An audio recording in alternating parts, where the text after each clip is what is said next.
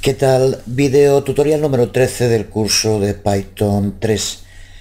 Después de haber trabajado con herencias y herencias múltiples, llegamos al tema del polimorfismo.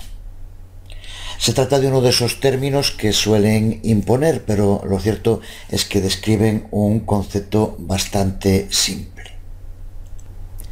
Ya sabemos que una clase padre puede ser heredada por varias subclases, pues el polimorfismo significa que esas subclases pueden tener diferentes comportamientos dependiendo de la clase que esté siendo usada, pero lo que es importante con el uso de polimorfismos, sin que sea necesario incluir diferencias en el modo en el que llamemos a las clases.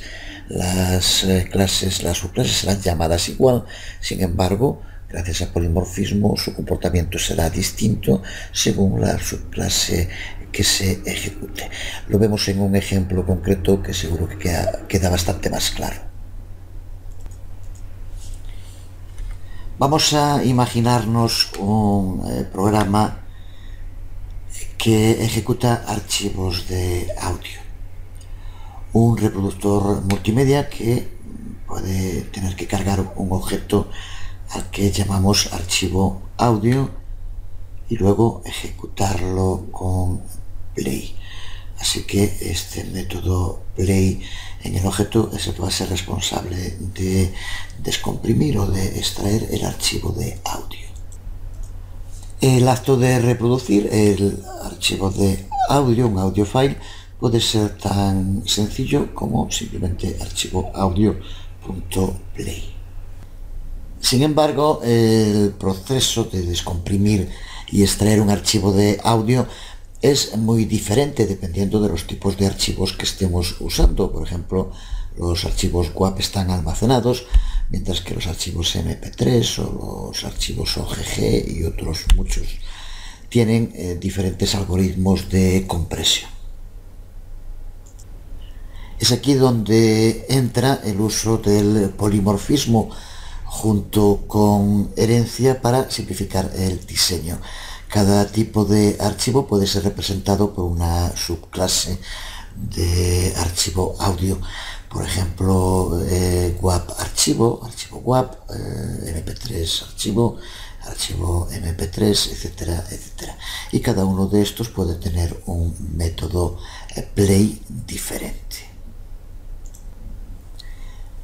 De ese modo nos aseguramos que el procedimiento de extracción va a ser correcto en cada caso, pero lo que es importante es que el objeto que va a reproducir el media player no va a tener que saber nunca a cuál de las subclases archivo de audio se está refiriendo, solo tendrá que llamar a play y polimórficamente deja que el objeto se ocupe de los detalles concretos de la ejecución.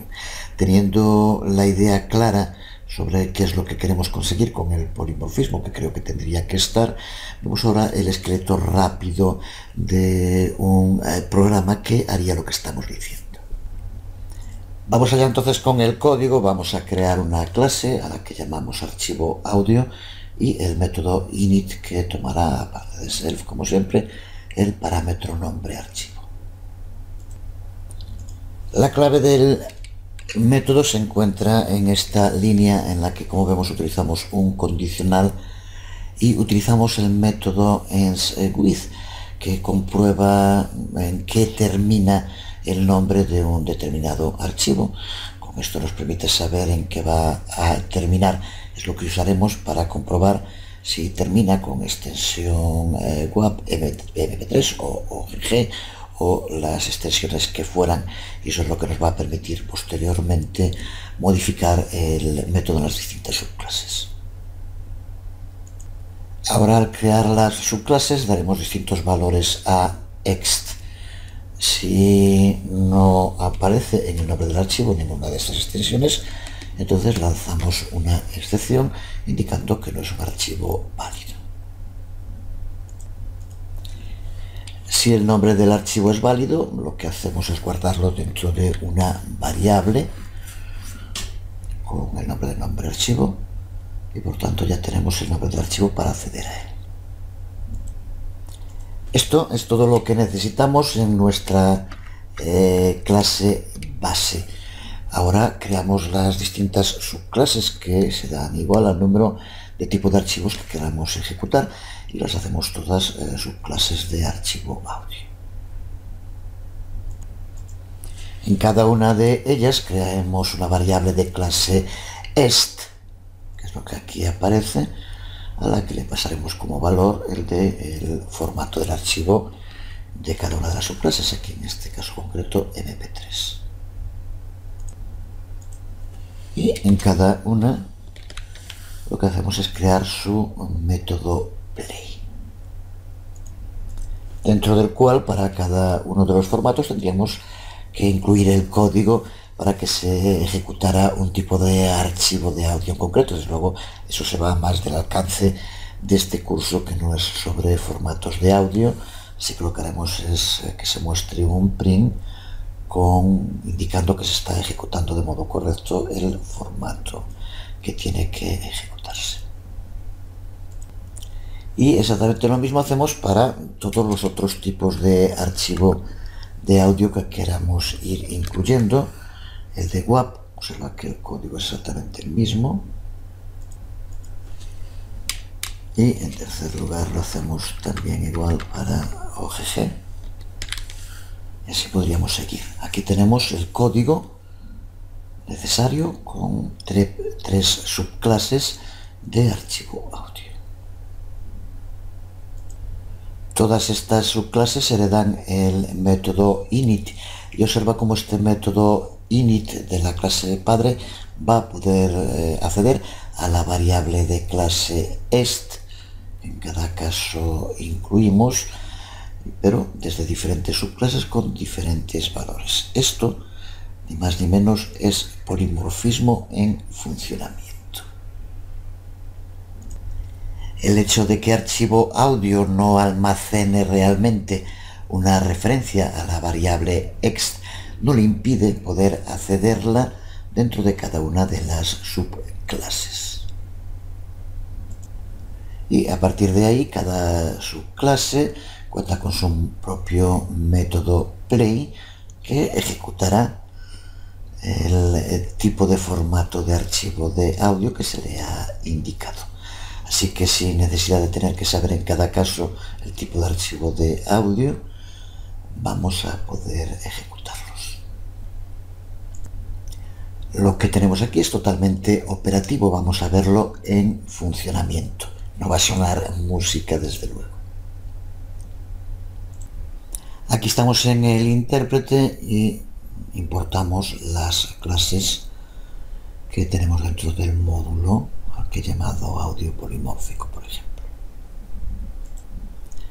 Y ahora vamos a crear distintos objetos de las subclases para verlos en funcionamiento.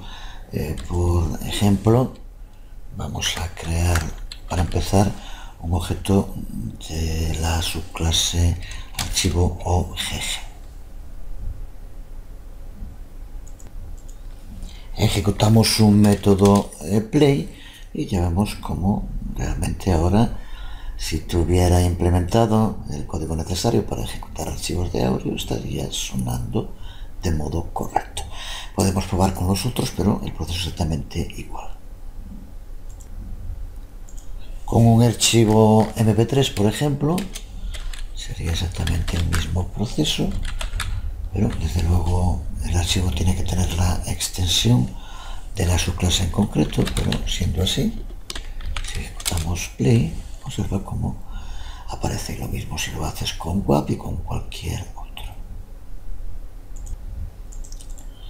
Si el formato no es el esperado, si aquí por ejemplo ponemos en WAP, pues desde luego entonces tendrá error, ya que estamos en la subclase archivo MP3 y ya vemos cómo nos dice que es un formato de archivo inválido, aunque estamos utilizando para ello el método init, que recuerda que no tiene ningún valor en concreto para est, pero con el uso de polimorfismo, en este caso, al ser la subclase MP3, tiene que ser obligatoriamente un archivo del tipo MP3. El polimorfismo es sin duda una de las cosas más interesantes dentro de la programación orientada a objetos y permite hacer en el diseño de programas cosas de modo sencillo, como acabamos de ver, que eran simplemente imposibles en anteriores paradigmas de programación.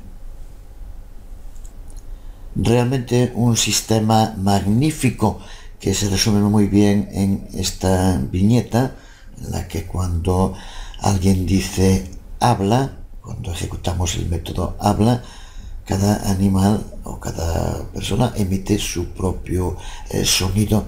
Esto sería polimorfismo. Imagínate del mismo modo un director de orquesta que diga toca, y gracias al uso de polimorfismo cada instrumento, piano, violín, viola, guitarra, lo que sea, empieza a sonar con su propio sonido. Eso es polimorfismo en el fondo.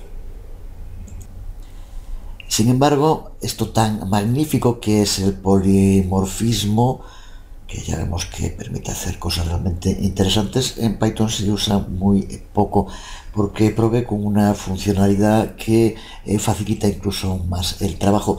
Es lo que se denomina duck typing, como un nombre que puede parecer tan rebuscado como tan original según como uno se plantee las cosas.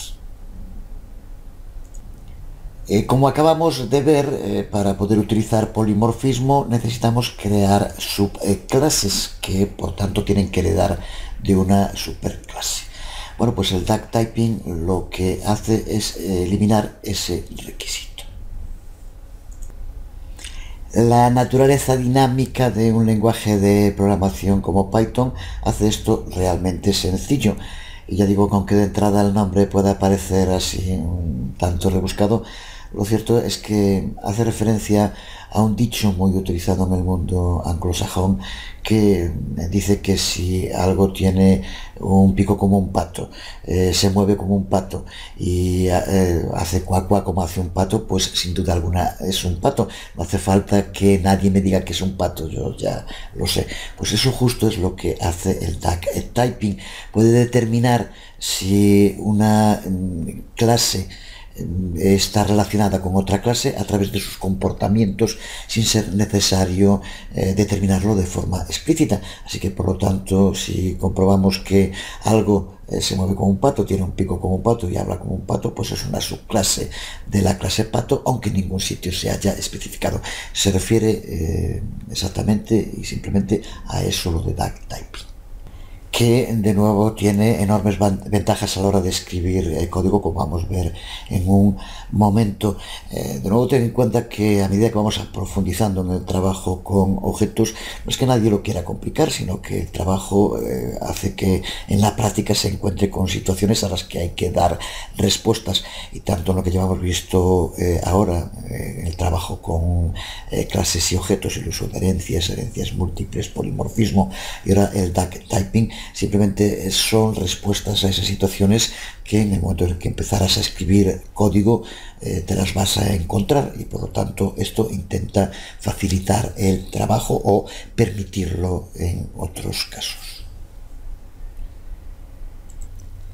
Este ejemplo que podemos ver en pantalla es un ejemplo de uso de duck typing.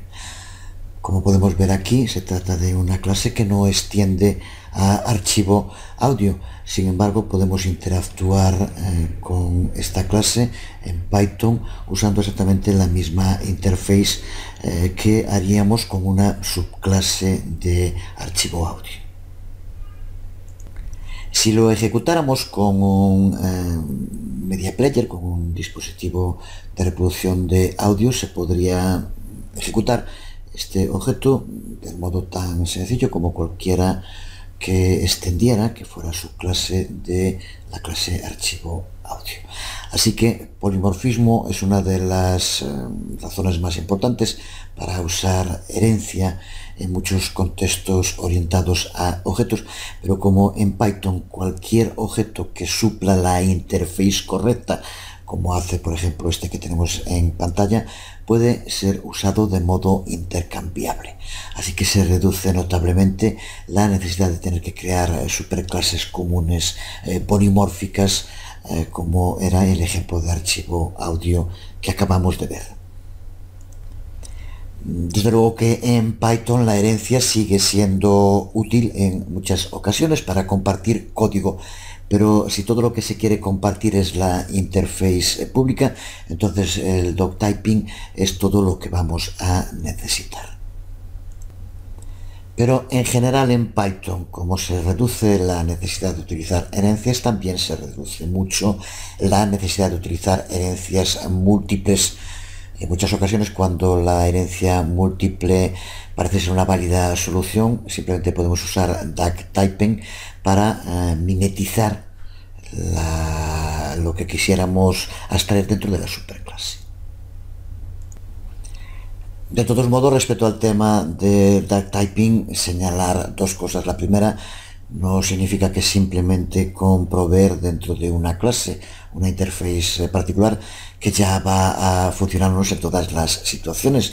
No significa que por incluir un método play dentro de cualquier clase ya pueda ser ejecutado por un reproductor multimedia. Tiene que cubrir las funcionalidades necesarias para que se ejecute. Eso varía mucho dependiendo de las distintas funcionalidades que pueda tener un programa. En el próximo vídeo tutorial empezaremos a desarrollar el segundo caso práctico, el segundo caso de uso en el curso, en el cual veremos todo esto en funcionamiento y seguro que queda más claro. Terminamos este vídeo tutorial diciendo que cuando usamos doctyping, que mejor ni traducir, aquí podemos ver información sobre doctyping que se aplica no solo en Python, y en fin, no tendría mucho sentido intentar traducir algo como esto, mejor usarlo.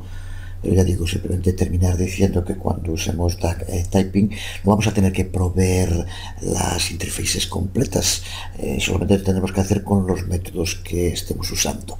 Si hay un objeto para tratar con archivos y queremos crear un objeto para leer datos de los archivos, ese nuevo objeto va a tener que usar el método leer, pero no será necesario sobreescribir dentro de los otros métodos como write para que funcione. Es una de las diferencias respecto a si has trabajado con otros lenguajes de programación orientado a objetos, el uso de las denominadas interfaces. En ese caso, las interfaces siempre hay que sobreescribir todo su contenido. Con doctyping esto no es necesario. Es una de sus principales diferencias y una de sus grandes ventajas, ya que uno de los problemas de trabajo con interfaces es la complicación de tener que estar sobreescribiendo partes del código que no son necesarias.